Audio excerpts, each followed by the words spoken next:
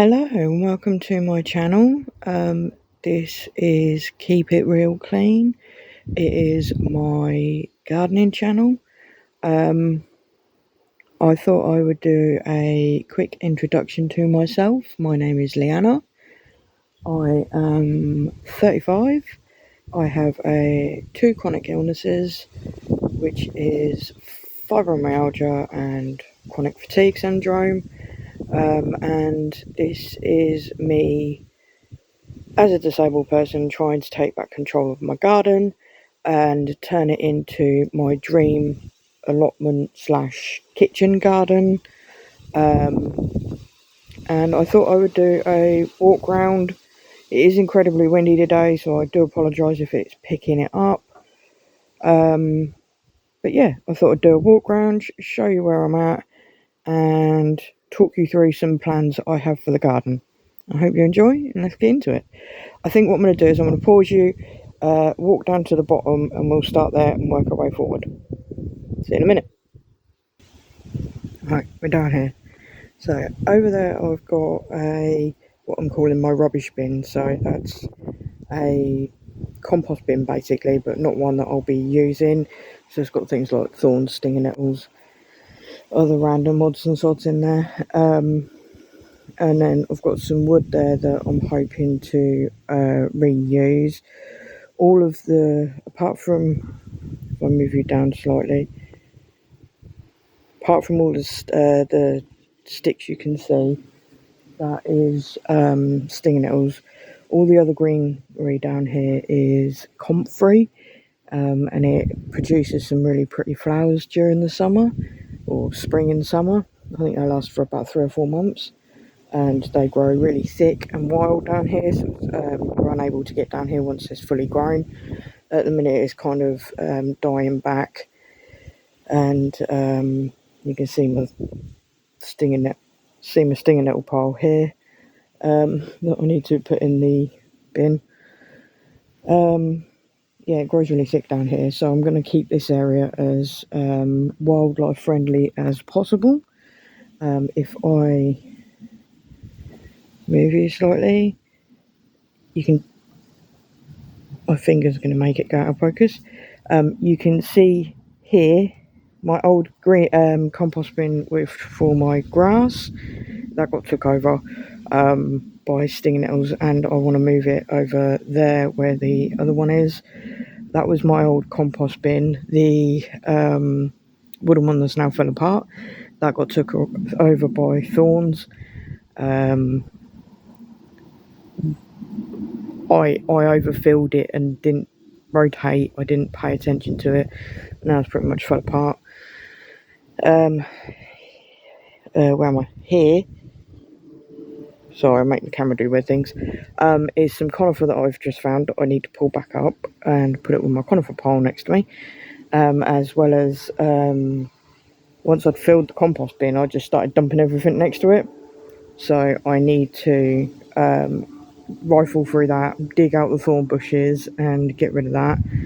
And then if I move this way at the back, we've got some rebar which I think I'm going to repurpose and make trellises out of, for things like tomatoes, cucumbers, and any beans. There's a plane going over, so apologies for that. Nope, it's a helicopter. There is a dead wheelbarrow over there. The barrow part of it is still good, so what I was thinking about doing is dismantling it and turning that bit into like a little watering hole for the birds. Sorry, just grab the camera, mic. And then doing like a bird feeding table somewhere down here as well.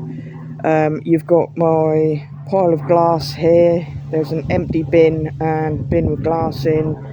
That all needs to be broken up and disposed of. You've got, where's my finger? Right here is my burning station right now. I think we're going to have one more bonfire and then we should be good. I need to go through the wood that I've collected over the years to see if any of it is not worth salvaging anymore. So anyway, I want to keep this area very wildlife friendly. And then if I pause and move, this is currently my massive pile of conifer. The gentleman behind me had someone come out, cut his conifer back that is behind my fence, and didn't bother collecting any of it or come around and ask for it, so it is currently now there. Conifer is extremely hard to get rid of. It doesn't burn unless you burn it at a really high temperature, which I'm not a fan of the idea of. So I have decided that I will be repurposing this and turning it into a fence. I'm hoping that's the idea. Let me move you. So here's the conifer, and around all the way across to that fence I want like a little knee-high fence made out of the conifer branches, just to stop the dog from going down that bit, so the birds feel more comfortable and other animals when it's picked up. And then if I slowly move you around, I've got 3 more pallets there that I need to sort out, 1 there, and then so basically this area here will be my growing area. So if I, hang on, I'll pause and move. So basically between, oh sorry, knocked you, between where my rhubarb is, all the way down to where I said I wanted that fence to start. So basically where, not the pillar behind the pallets, but the one behind that, that's where the fence will start roughly. I want all of this area here as growing area, as I already have my rhubarb here that has been here longer than me, and I've been here 30 years. I'll move again.